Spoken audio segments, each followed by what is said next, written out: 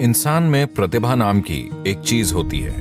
यहां ऐसी क्षमता है जो प्रकृति के लाखों वर्षों का काम सुबह से दोपहर तक कर सकती है। अगर जरूरी कोशिश की जाए तो आप जागरूकता से ऐसा कर सकते हैं। अगर जरूरी स्थिति बनाई जाए तो उस व्यक्ति का सफल होना तय है। बात छोटी हो या बड़ी कोई फर्क नहीं पड़ता। मनुष्य अपने हर काम में सफल होना चाहता है।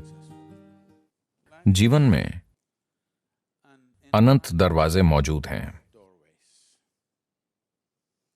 आप बहुत मेहनती हैं तो आप कुछ दरवाजे खोलेंगे। आप बुद्धिमान हैं तो कई दरवाजे खोलेंगे। पर अगर आप वाकई जीवंत हैं तो दरवाजे खुद खुलेंगे। सफल होना लोगों के लिए इतना जटिल हो जाता है कि वो सफलता क्यों चाहते हैं ये आम तौर पर वो बिल्कुल भूल जाते हैं और वो सफलता के सिद्धांत बुनना शुरू कर देते हैं। हर तरह के सिद्धांत, जैसे सफलता क्या होती है। क्या मैं चुटकुला सुना सकता हूं? आप बहुत गंभीर दिख रहे हैं।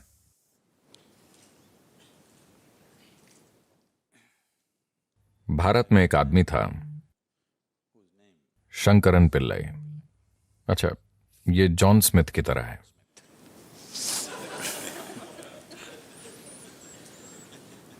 उनका बेटा अमेरिका आया।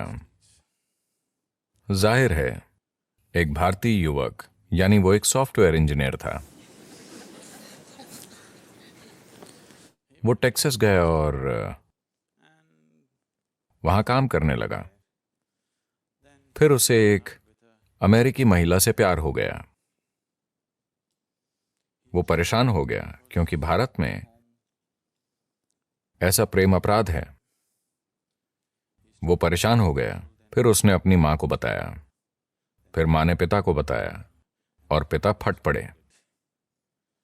वो उन्हें समझाने के लिए घर गया, पर बात नहीं बनी, क्योंकि भारत में कोई शादी करना चाहे तो लोग उसके परिवार की 500 पुश्तें जांचते हैं। वो उस व्यक्ति के वंश की शुद्धता देखते हैं जिससे आपकी शादी होगी। तो अमेरिका की एक गोरी महिला, आप उससे कैसे शादी कर सकते हैं? हम उसका वंश नहीं जानते, वो कहां से आई है, उसका वंश क्या है, दादा दादा दादा। तो वो समझा नहीं पाया और वापस आ गया और उसे फिर से प्यार हो गया और वो आगे बढ़ गए। तब शंकरन पिल्लई अपने बेटे को त्याग कर बोले, मेरा तुमसे कोई लेना देना नहीं है। फिर साल बीते, उनका एक बेटा हुआ और उसकी तब की तस्वीर थी जब वो पैदा हुआ था, और पत्नी रोजाना अपने छोटे बेटे की तस्वीर फेसबुक पर अपलोड करती थी। छोटा सा बच्चा बड़ा हो रहा था। वो बेटे को त्याग चुका था, पर पोते की बात अलग होती है। धीरे धीरे 1-2 साल में उसे इस छोटे बच्चे से प्रेम हो गया जिसे उसने देखा तक नहीं था। फिर लोग अमेरिका से उसके पास आने लगे, अरे आपने अपने पोते को नहीं देखा? ओह, आप उसे जरूर देखिए, वो आपके जीवन का फल है। धीरे धीरे उसे इच्छा हुई। फिर उसने तय किया वो अपने बेटे का चेहरा नहीं देखेगा, पर अमेरिका जाकर सिर्फ पोते को देखेगा। और उस गोरी औरत को तो बिल्कुल नहीं देखेगा। फिर वो अमेरिका गया और उसे एक 7 साल का ऊर्जावान युवा लड़का मिला। वो एक फार्म में रह रहे थे। वो यहां वहां कुछ करता रहता था। उसे इस छोटे साथी से गहरा प्रेम हो गया। फिर एक दिन वो लड़का बोला, दादाजी आओ, मैं आपको तीरंदाजी सिखाता हूं। वो उस लड़के के साथ फार्म में गया और वहां उसने 8 लक्ष्य देखे। वो सभी तीर बिल्कुल निशाने पर थे। शंकरन पिल्लई ने यह देखकर सोचा, अरे ये मेरा पोता है। उसे भारत के सभी महान तीरंदाज याद आ गए, अर्जुन और एकलव्य, और उसे भविष्य दिखा। ओलंपिक स्वर्ण पदक आसमान से गिर रहे थे। फिर उसने पूछा, तुमने कहां से तीर चलाया? लड़का बोला, 20 गज से। क्या 20 गज की दूरी से तुमने सभी तीर निशाने पर मारे हैं, तुमने ये कैसे किया? फिर लड़का बोला, दादाजी मैं तीर पहले मारता हूं और फिर निशान बना देता हूं। तो सफलता से जुड़े ये सिद्धांत रुकावट बन सकते हैं, और मैं लगातार ऐसे लोगों के साथ रहा हूं, वो एक हद तक सफलता पा चुके हैं, पर उनका जीवन उनकी सफलता के सिद्धांत में फिट नहीं हो रहा है और वो ढांचा टूट रहा है।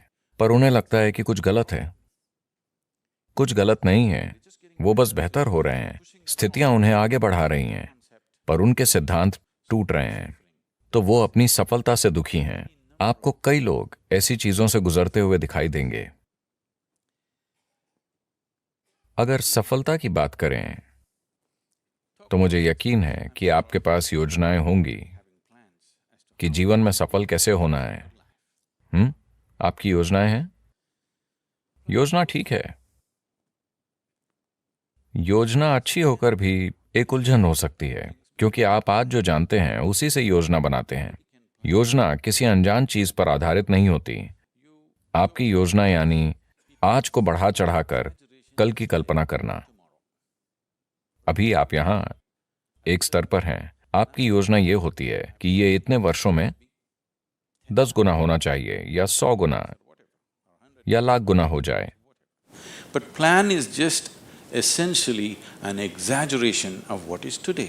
पर योजना यानी आज की स्थिति को बढ़ा चढ़ाकर की गई कल्पना। शायद इसके पीछे कोई तर्क हो, शायद आप उससे जुड़ी चीजें समझते हों, पर मूल रूप से आप आज की ही बढ़ा चढ़ाकर कल्पना करते हैं।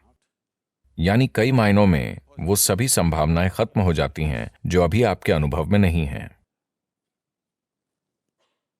आपने पेंसिल्वेनिया की बाढ़ के बारे में सुना? पेंसिल्वेनिया में बाढ़ आती है। आपको पता है, एक बार एक बड़ी बाढ़ आई और एक शहर में पानी इतना ऊपर उठा कि घर डूबने लगे। तो 2 छोटे लड़के अपने घर की छत पर चढ़कर बैठे थे। फिर उन्होंने अपने घर के सामने एक टोपी को ऊपर नीचे होते देखा। एक ने पूछा, वो टोपी ऊपर नीचे क्यों हो रही है? दूसरा बोला, चिंता मत करो, वो मेरे पिताजी हैं। कल उनका मेरी मां से झगड़ा हुआ था और उन्होंने प्रण लिया था, नरक या ऊंचा पानी, मैं लॉन जरूर काटूंगा।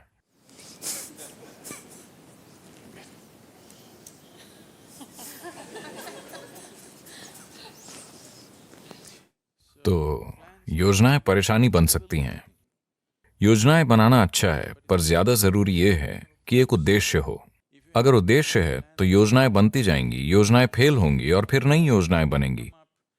जो होना है होगा। आप एक उद्देश्य पर टिके रहें तो बाकी चीजें उस उद्देश्य की मदद करेंगी। पर अगर आप किसी योजना पर टिके रहेंगे तो वो योजना खुद एक रुकावट बन सकती है।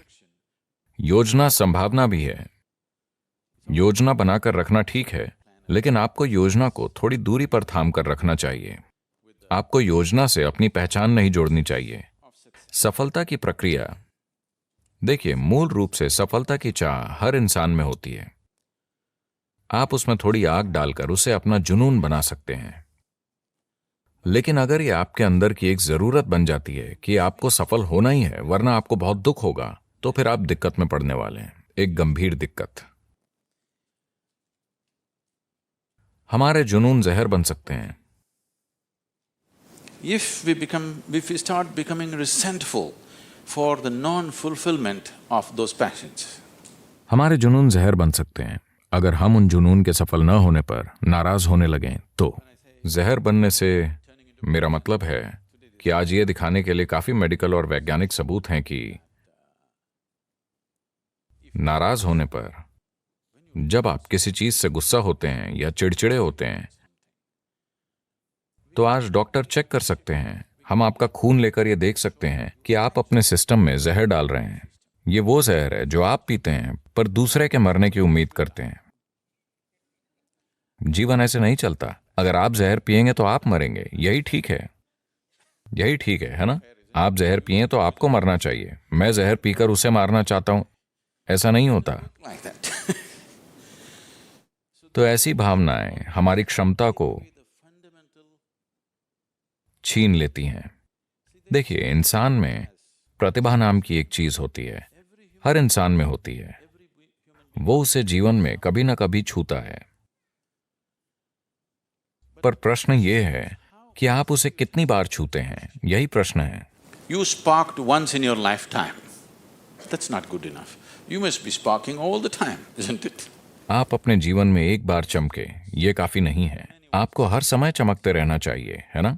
प्रतिभा क्या होती है, इसे समझने के कई तरीके हैं, पर सबसे आसान तरीका यह है कि हम हमेशा तार्किक विचारों को ही बुद्धि मानते हैं।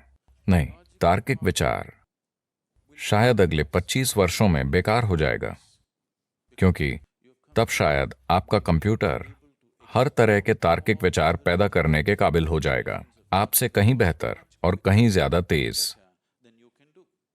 तो प्रतिभा को छूना यानी अपने अंदर मौजूद बुद्धि का दूसरा आयाम छूना। आपने नाश्ते में क्या खाया? Chicken in salad. देखिए, उन्होंने मुर्गी खाई। दोपहर होते होते वो मुर्गी एक इंसान में बदल गई है। अगर आप चार्ल्स डार्विन से पूछते कि एक मुर्गी इंसान कितने समय में बनती है, तो वो लाखों वर्षों की बातें करते हैं। यहां ये दोपहर में ही मुर्गी को इंसान में बदल रहे हैं। So there is an intelligence here. There is a competence here. तो यहां एक बुद्धि और क्षमता है जो प्रकृति के लाखों वर्षों के काम को बस दोपहर में ही कर सकती है।